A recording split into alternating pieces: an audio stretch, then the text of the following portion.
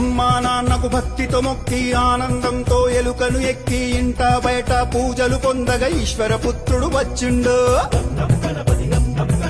ఉండ్రాళ్ళు సిద్ధం చేద్దాం, ఊరందరినీ ఆహ్వానిద్దాం, ఋషులు మునులు సంతసించగా ఎదలో గణపతి పూజలు చేద్దాం.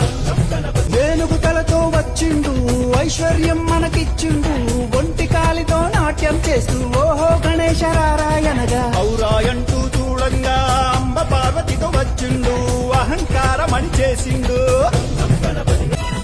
కడుపారా పాయసమే త్రాగి ఖర్జూర పండ్లను మెచ్చిండు, గట్టి పరుకుంచి గుంజీలు తీస్తే ఘనంగా దీవెనలిచ్చిండు, జ్ఞానమందరికి ఇచ్చిండు. చవితి నుండి 9 రాత్రులు చక్రం ఎత్తి అర్చన చేద్దాం, జన్మ జన్మల పుణ్యఫలంతో ఝంకారంతో గానం చేద్దాం. చక్కరిగాళ్లను మట్టు పెట్టి ఠంఠమ్మని గంటలు మోగిద్దాం, తప్పుడు ఆగకుండా ఠంఠమ్మని బాజా మ్రోగిద్దాం, రుణమున గెలుపును సాధిద్దాం.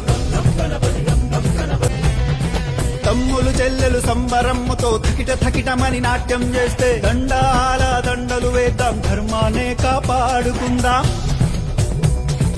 నచ్చి మెచ్చిన గణపయ్య పరుగు పరుగున వచ్చనయ్యా, ఫలములు మెండుగా ఇచ్చునయా, బండెక్కించి ఊరేగిస్తే భవబంధాలు తొలగినయా.